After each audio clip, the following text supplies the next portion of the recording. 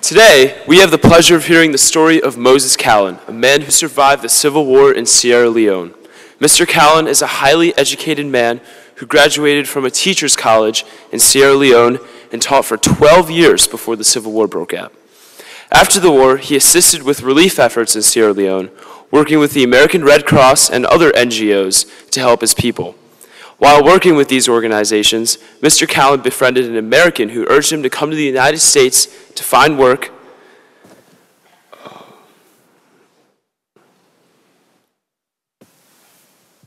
and build a better life for himself and his family. The City Team Shelter in Chester provided Mr. Kallon with a place to stay while getting his feet on the ground. Currently, Mr. Kallon works at a chemical plant in Chester and lives in a one-room apartment there as well. He sent 75% of his salary back to Sierra Leone to support his wife and young child. Every day after a long day at work, Mr. Kallon volunteers at the same place that provided him with the shelter and enjoys walking through Widener's campus and talking with students. He speaks very openly about the Civil War that enveloped his country and the many challenges facing children such as hunger, malnutrition, and malaria. Mr. Kallon loves to mentor young people and is passionate about informing people of his suffering and strife in Sierra Leone. He's eager and hopeful to find a job with benefits and earn enough to have his wife and young child come live with him in the United States. We also have the pleasure of hearing from Almami Touré, current fourth form student here at EA.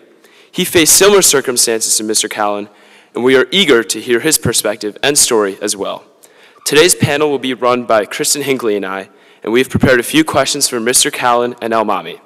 However, there will be time at the end of the panel for the audience to chime in with questions for both Mr. Kallon and Almami. Before we begin, I would like to thank Mr. Turner and Mrs. LeGrand for helping with the connection with Mr. Kallon. Thank you very much. We hope for today's chapel to be insightful, enlightening, and humbling for everybody present. Let us begin.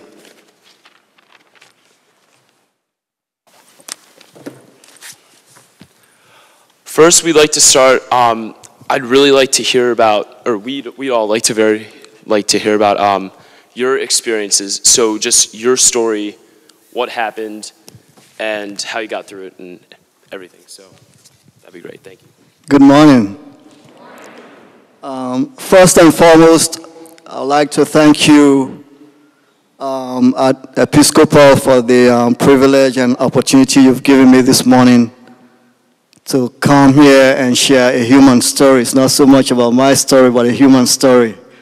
Because again, what war does to any country or any nation is there are no winners. At the end of the day, the main losers are the children, the women, and families end up being displaced, and infrastructure is being damaged and destroyed. And it takes forever to put things together to keep a country running. So my focus this morning is for us to be able to have an open dialogue so you get a good understanding about what a war can do to a country. So on that note, the floor is open. What are you doing now to help your people back at home in Sierra Leone?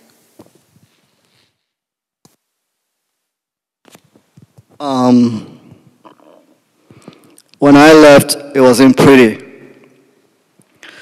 Like I said, there is no small war, there is no easy war. Even when you fight with your friends, somebody's always going to end up with a bloody nose. I'm sure most of you are aware of that. But again, like Africa as a whole, Africa in general, most of the leaders in Africa come from very poor families. You can just imagine you come from a poor family and the next day you are president or prime minister. The first thing you try to do is take care of yourself and your family and your pocket. You try to develop your pocket, at least that's what goes on in Africa. Sierra Leone is no exception. Then of course the diamond, which is really a curse of resource to any poor country. Most of the diamonds that come from Sierra Leone is not really going to develop Sierra Leone and the nation. it goes outside of the country to other foreign developed countries like France, like Germany, like England, like Israel. I can go on and on and on. So if we take our mind on that diamond and try to develop the post-war Sierra Leone, which is what the pictures are showing, if you look at those pictures, that is really the other war that I want to fight. These children who were left behind, from most of the people who came to help us stop the war, they left a lot of kids behind because they had girlfriends and, so all these children most of them are in orphanage homes. They're looking for pen pals, they're looking for people to adopt them, they're looking for somebody to come to their rescue and just to have a little rice to eat every day, which is the staple food in Sierra Leone in the first place. And since I've been here at the shelter, and the reason why I put in so much time down at the shelter is because they've been very helpful in helping me during the rainy season. Me and Mark Turner, who has really been my mentor. Where's Mark Turner? Could you stand up so they can see you, please? Is Mark here? Yeah, Mark has really been my mentor since I've been at the city team shelter. I lived there permanently for 6 months because when I got this job I'm doing, I didn't have any place to stay and I didn't know anybody in Chester, but I needed this job so bad because I had to support my family. So I took this job, and while I was doing the interview, somebody told me about the Chester shelter. So at the end of the day, I went by there and I talked to some people. They gave me some forms to fill. I filled the forms out, and I was given a bed and a place there.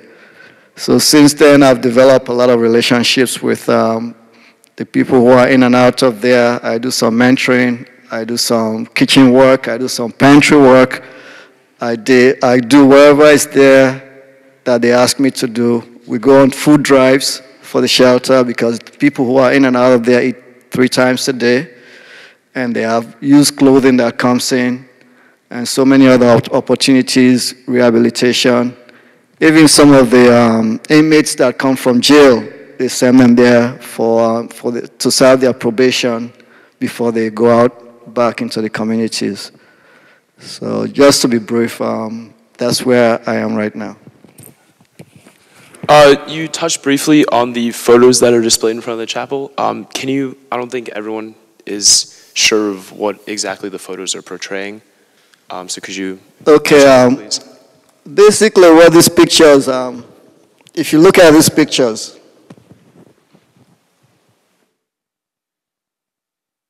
you can just imagine getting up in the morning.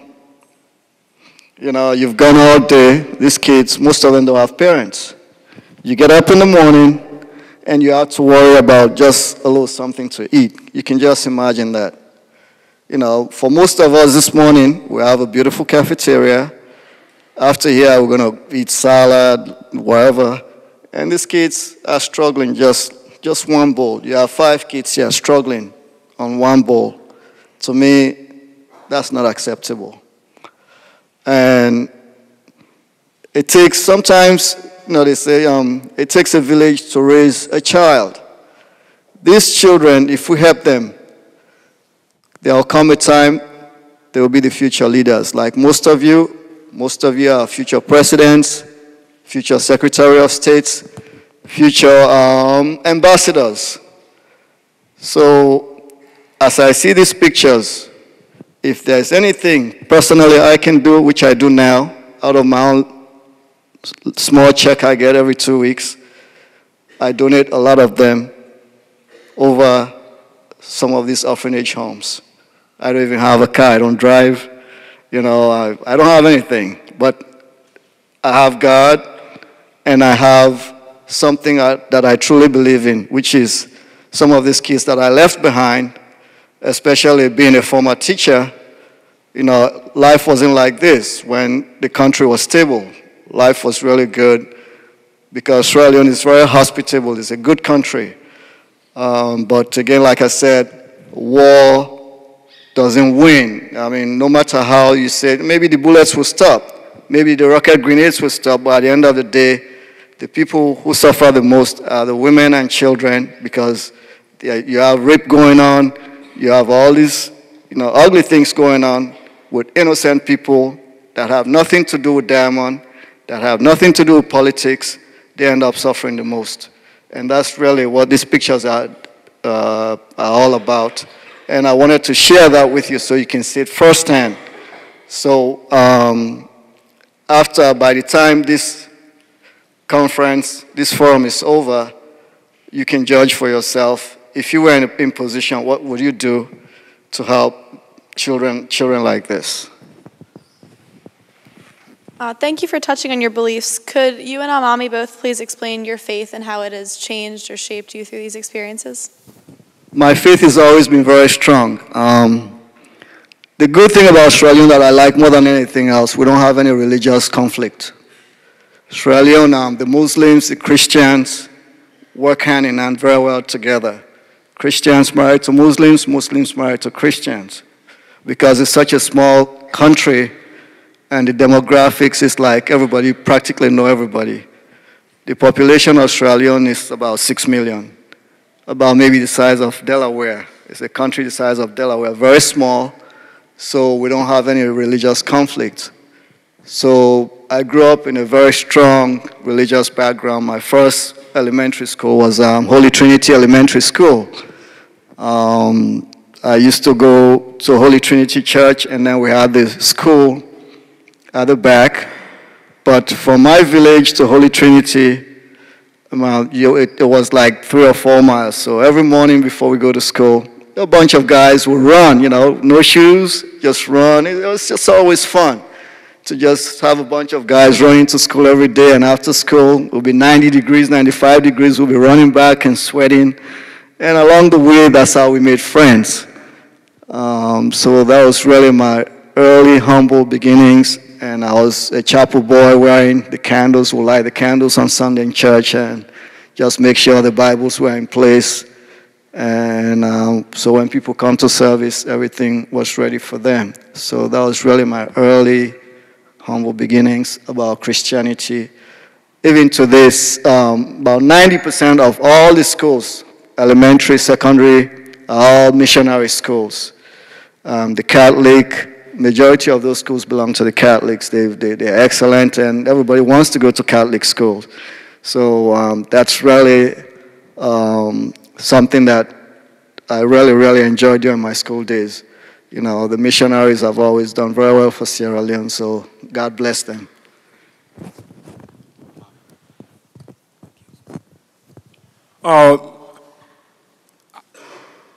Our faith in God, my parent and me, was the greatest inspiration that guided us during those moments of trials.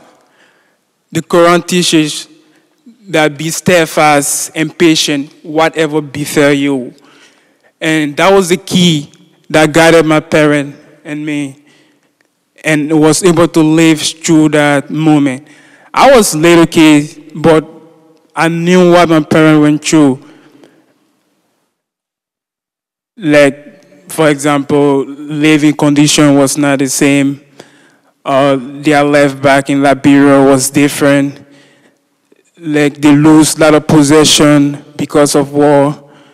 So a lot of emotional situation was there, but through that word, steadfast and patient, it helped my parents to live that moment.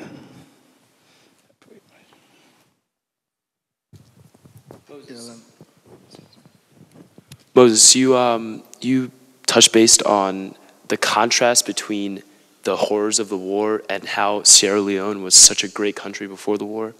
Could you explain how that happened became from such a prosperous nation until the Civil War? So could you explain how that happened, the political background, please? Okay. Sierra Leone gained independence in 1961.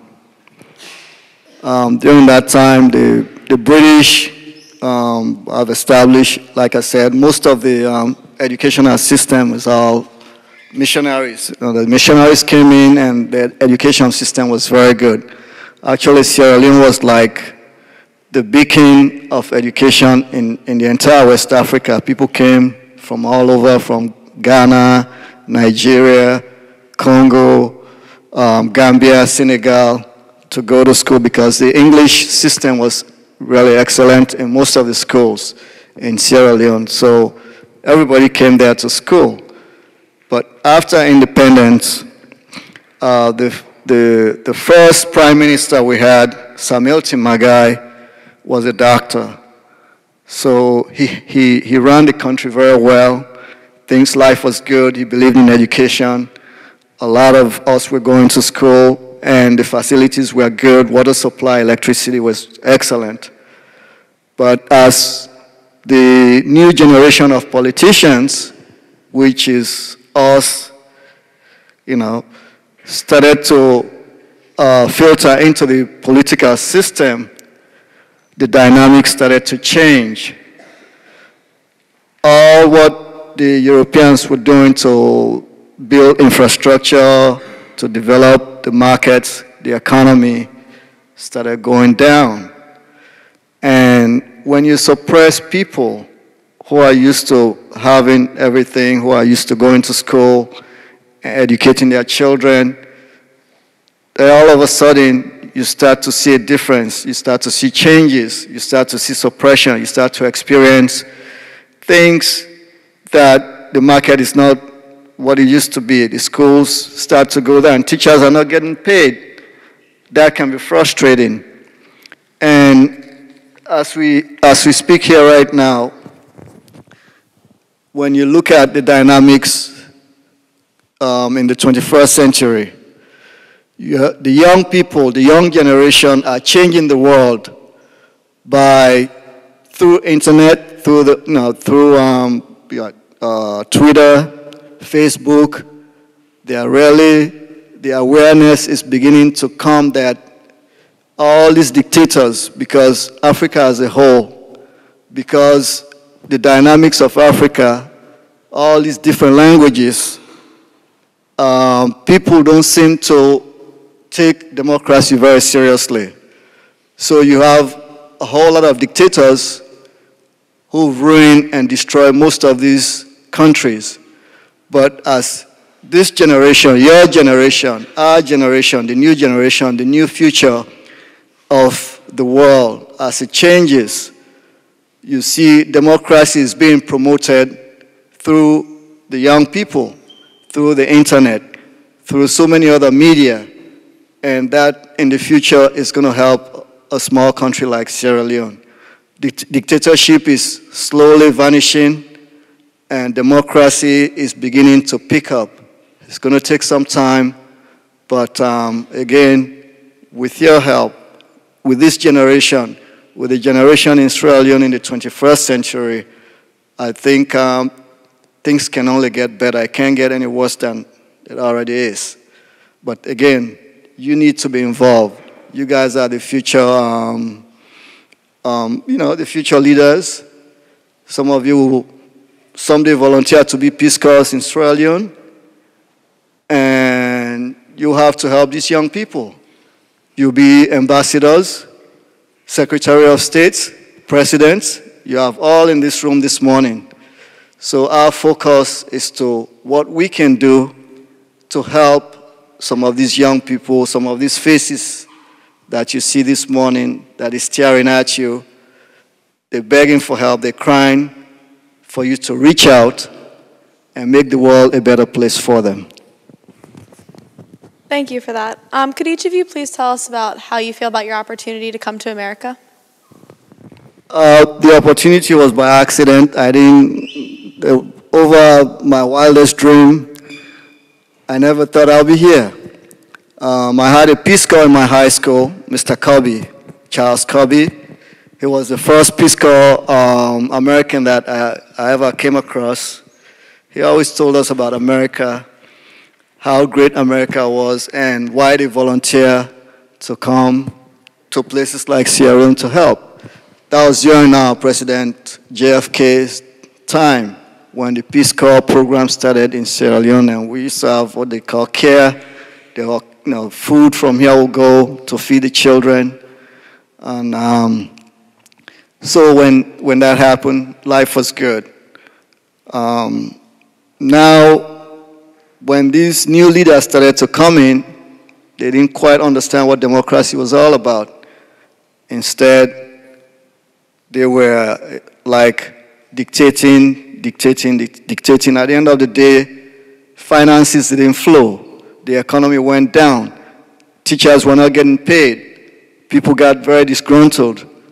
And they started to demonstrate, the college students would demonstrate for a better life, and on and on and on. And, you know, when these things go on long enough, somebody's going to stand up and fight for what they believe in. And mostly, usually, it's the college students, some of the older high school students will join in with, you know, the youth to make their point known one way or the other. But actually, when Charles Taylor, who was a warlord in Liberia, he was fighting to be president in Liberia. So what happened, he didn't have enough money. Because of the diamond in Sierra Leone, he made friends with some really ugly people, and they started selling diamond to Charles Taylor through Gaddafi in Libya.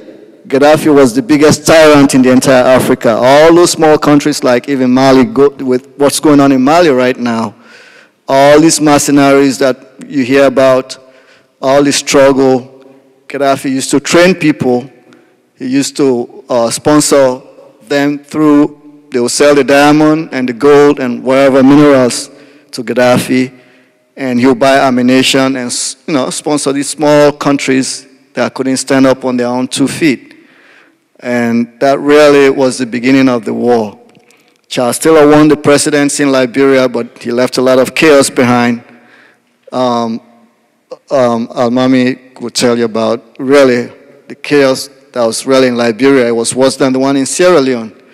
You know, so through the diamond trade between Sierra Leone to Charles Taylor in Liberia to Gaddafi in Libya, they were buying AK-47s from China, rocket grenades, landmines, and these landmines, even to this day, we have landmines everywhere where it's blowing kids up. You know, sometimes kids will be playing out there, and all of a sudden, you know, their legs are blown up because they never took all of these landmines out when the war was over.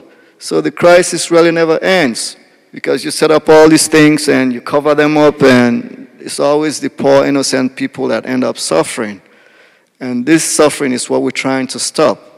And it's a collective effort. I mean, it's no one man that have all the answers for these things, but it's a collective effort for a school like this to know what's going on in a small country like Sierra Leone.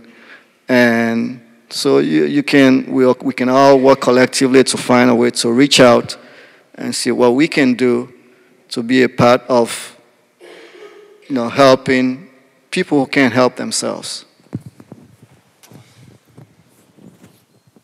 My coming to America, I'll just rephrase the chapel theme: with God, all things are possible.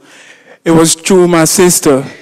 I was just as a little kid, 10 years old, with my parents in Guinea.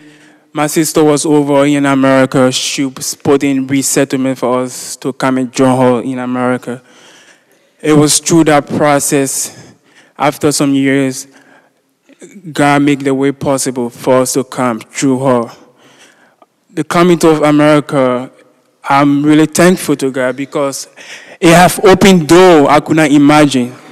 Like, for example, being here at the Episcopal Academy. I was back there, I didn't think I didn't even know a school that was called Episcopal Academy.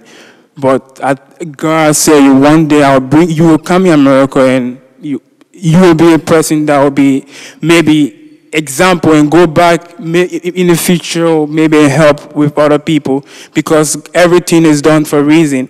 There's a lot of unfortunate kids back there that don't have the same condition or living condition I have right now. I'm really thankful to God, and I'm really working hard to make better use of my opportunity of coming to America and looking at the world around me and my surrounding and know where I'm from. Every day, if I think about those stuff, looking at my parents' situation, what they went through, it just make me to work harder and try to make them proud, and one day try to help the world for it to be a better place for all of us. Yes. So we have 5 minutes left, and we'd like to hear some questions from the audience, if you guys have any. Over here. Can you, yeah, just say it. Was it hard for you to adjust from your circumstances and where you lived at when you were in Africa to where you came to America? And I know you said that you left your behind. How hard is it for you to?